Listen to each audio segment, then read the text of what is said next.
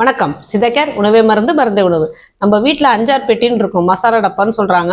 அதில் மிளகு, ஜீரகம், சோம்பு, கடுகு, உளுந்து, பெருங்காயம் எல்லாமே இருக்கும் இல்லைங்களா? இப்போ நம்ம சமையல் யூஸ் பண்ணுறோம் அப்படின்னா எல்லாத்துலேயும் கொஞ்சம் கொஞ்சம் டெய்லி யூஸ் பண்ணுற மாதிரி இந்த 5-6 பொட்டியை டெய்லி 3 வேளை சாப்பாட்லேயும் யூஸ் பண்ணுற மாதிரி நம்ம சமைச்சிக்கிட்டே வந்தோம் அப்படின்னா நமக்கு உடல்ல எந்த வித பிரச்சனையும் இருக்காது. ஏன்னா வெந்தயம் சாப்பிட சாப்பிட நமக்கே தெரியும், நீரிழிவு நோய்க்கு ரொம்ப நல்லது, உடம்புல நார் சத்து அதிகமா உள்ளது, அதனால உடம்புக்கு குளிர்ச்சி தரக்கூடியது. அதே மாதிரி தான் கடுகு சாமான்ல உள்ள, அதாவது நம்ம சமைக்கிற பொருட்கள்ல உள்ள நஞ்சை நீக்கக்கூடிய வல்லது, வயிற்று புண்ணு ஆற்றக்கூடிய வல்லது. அதே மாதிரி மிளகு, ஜீரகம் இதெல்லாம் செரிமான சக்திக்கு ரொம்ப நல்லது, நமக்கு காரம் கொடுக்கும்.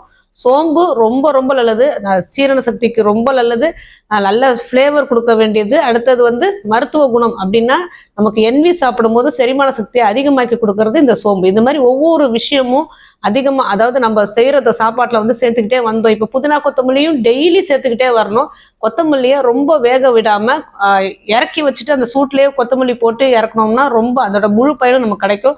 அதாவது கொத்தமல்லியை நம்ம லைட்டா வதக்கிட்டு சட்னி அரைச்சிக்கலாம், இல்லைன்னா பச்சையாவே அந்த கொத்தமல்லியை சட்னி அரைச்சிக்கணும். அதே மாதிரிதான் புதினாவும் சரி, ரொம்ப வேக விடாம புதினாவையும் அரை வேக்காட்டுல அந்த ஆவிலேயே நம்ம எடுத்துக்கிட்டோம் அப்படின்னாலும் நமக்கு அயன் சத்து நிறைய கிடைக்கும், முடி உதிர்தலை தடுக்கலாம், நோய் எதிர்ப்பு சக்திக்கு இதுல ரொம்ப முக்கியம். இஞ்சி பூண்டும் சரி, பெருங்காயமும் சரி, உடம்புல உள்ள வாய்வை நீக்கக்கூடிய வல்லது இந்த இஞ்சி பூண்டு பெருங்காயம் எல்லாமே.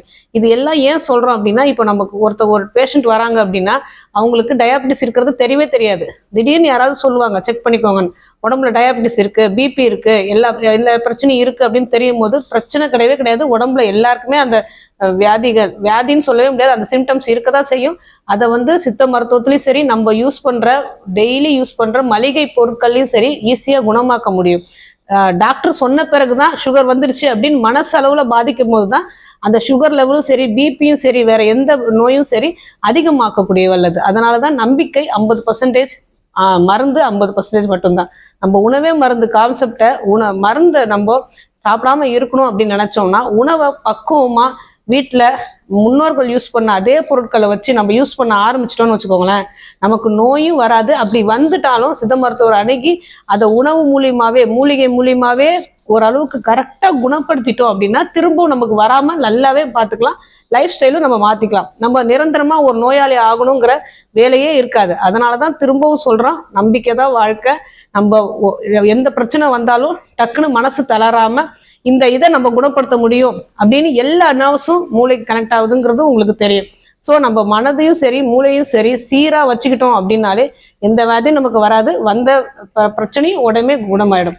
வேற எதை பத்தி பேசணும்னு நீங்க நினைச்சாலும் சரி, எதை கமெண்ட் பண்ணாலும் சரி, நாங்க தாராளமா அதுக்கு பதிலளிப்போம். உங்களுக்கு எந்த நோயா இருந்தாலும் சித்தா கேர் அணுகுனீங்கன்னா உங்களுக்கு நல்ல தீர்வு கிடைக்கும்.